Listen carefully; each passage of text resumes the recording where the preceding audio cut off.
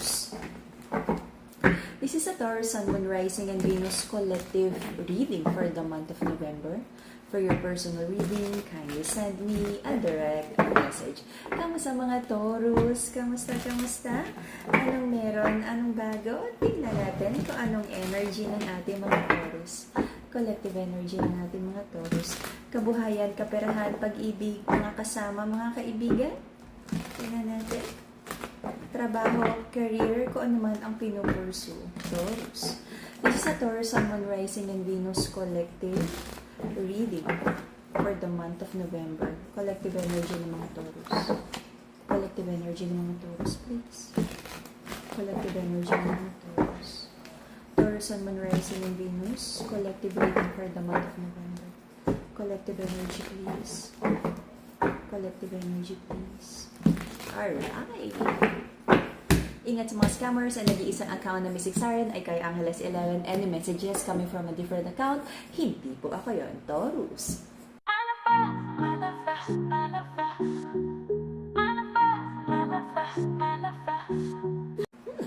Losing passion. Aba, kalain mo nga naman yan. Okay. I feel someone is losing passion already sa isang connection, sa isang love connection because hindi nito nami-meet ang kanyang standards. Ayaw na niyang mag-isip because it feels like para sa isang person na communicate na naman niya kung ano yung gusto niya, yung standards at hinahanap niya sa relationship. At kahit kumbaga kahit na express na niya yung mga expectations niya sa relationship, parang na-realize na hindi ito yon, okay, parang hindi magkasundo. Sabi ng masculine, hindi naman favorable sa kanya tong sitwasyon na to and he's not that ready for yung talagang commitment na. Okay? Not yet. Sabi niya kung ano man daw yung hinihiling ng feminine na relasyon, na setup, hindi siya ready, hindi favorable sa kanya yan. Okay? Let's see kung bakit hindi favorable daw, di umano, sa masculine ng isang committed connection. Okay? Nagkaroon dito ng someone walk away from this connection because naramdaman niya na walang patutunguhan ang relasyon na to. Nakatanggap ng hindi magandang balita ang masculine about someone na parang ayaw nang ituloy ang relationship na to. Maraming iniisip, win-worry ang masculine, not just relationship. Sabi ng masculine, if hindi sila aligned ng feminine, okay lang naman sa kanya. Kasi it feels like the masculine in this connection ay marami pa rin inaayos tungkol sa buhay niya, kaperahan, negosyo, kung ano man. But kahit ganon, ganyan lang naman kayo, di ba? Away-away, tapos nag-usap ulit, reconnection, reconciliation. And I feel this is on the side of the masculine, na parang ni-love bomb ang ating feminine, di umano. Okay. So, someone feels like betrayed, marami namang effort dito, pero kinu-question kung nagkakaintindihan ba every time na nagkakaroon ng reconnection, reconciliation. Someone feels betrayed, ang dami rin daw effort dito, ang daming pasensya, but napapagod na rin na parang paulit-ulit na lang na ito na naman, same topic. Tapos sasabihin na naman na na-hurt mo ko, same. Na parang, alam mo yun, nakakapagod na sabihin kung ano yung nakaka-hurt sa'yo kasi parang hindi naman binibigyan ng halaga. Okay? Someone feels like kung wala talagang patutunguhan ng relasyon na to, parang it's time to, let this connection go for now. Okay? Again, mental clarity and stronger connection with your intuition, amethyst, the purple crystal, to ground your emotions and to protect yourself from bad juju and evil eye, the protection crystal, Madagascar black tourmaline. Okay? If you're manifesting like emotional healing, and to balance your heart chakra, harmony, Madagascar, rose quartz, the pink crystal. Lahat ng crystals natin, authentic, cleanse, and blessed by enlightened guide. Alrighty? So, the feminine in this connection, sabi niya, isinugal niya lahat ng pagmamahal na kaya niyang ibigay sa connection na to. nakita din niya yung masculine to be a long-term partner. But it feels like, sabi ng feminine, parang hindi siya nasuklian. Okay? Baka 1,000 agad ang ininvest. Tapos walang sukli. Yan tayo eh. So, it feels like nagkaroon ng decision here. Decision. Ano ang decision? Decision na parang gantihan. Ganon, hindi ka nagte-text. Di rin ako magte-text. Ganon, sabi mo, busy ka sa work, busy ka sa friends. Sige, next week, busy din ako. Okay? Nagkaroon ng batuhan ng negative energy na hindi maganda, na hindi tama, na lumaki yung gap, no? Na dapat you're being more intimate at nagkakasundo, pero dahil someone is not, parang hindi na-meet yung standards and expectations, nagkakaroon ng gantihan. So, parang lumalaki yung emotional gap yung dalawa. Okay?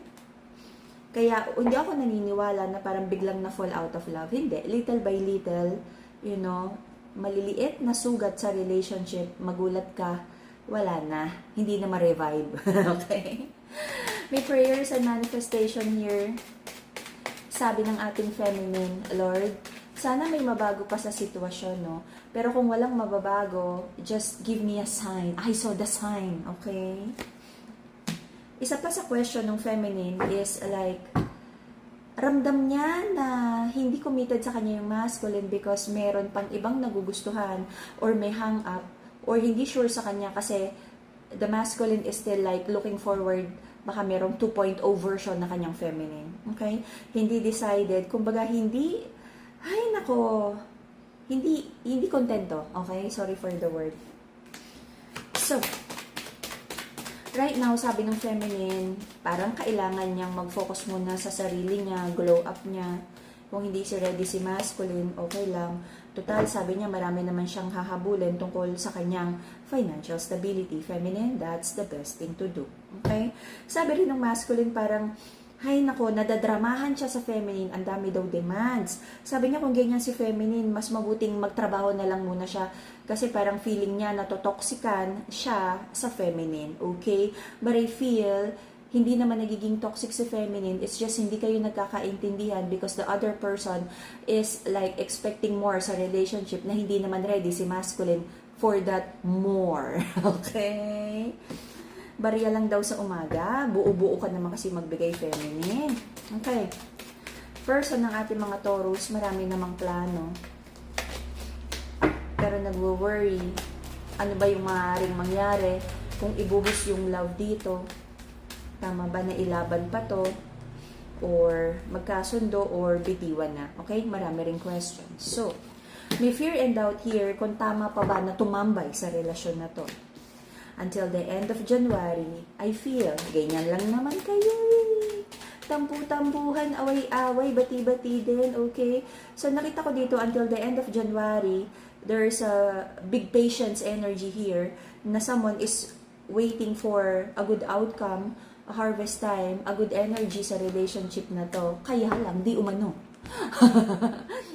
Naghihintay ng good news pero mukhang matatanggap ang 3 of Swords. Saksak puso, tulo ang dugo, sabi nga. Okay. Okay, maghanda ka na ng mga paracetamol, ha? Conflict, away, misunderstanding. Harmony sa relationship, the pink crystal, Madagascar, rose quartz. Someone would promise a lot, someone would apologize, but then, yung apology, hindi naman, walang kalakip na change behavior. Paano nga ba? Okay? Manifesting abundance, the yellow and happy crystal, Brazilian citrine. Any more? Masyadong madami. Okay. So, to wrap it up, I feel magbibigay pa ng isang round of patience and someone would like hold on sa mga promise, mga pangako, mga sinabing magandang pangarap, maghihintay ng good harvest time, but I feel someone would feel disappointed kasi akala niya good outcome but then may energy of broken heart, away, conflict because kung ano yung ipapromise na bigay, maaring hindi maibigay. Someone, I feel, especially sa side to feminine, maaring ma-realize mo na parang ay hindi ito yung sitwasyon or love connection love situation na gusto mo for yourself. Pero hindi naman pwedeng ganun-ganun lang, isip-isip lang. Kung alam mong hindi para sa'yo, bitiwan mo. Kung alam mong nasasaktan ka, layuan mo, iwanan mo. Hindi pwedeng, Lord, ang sakit.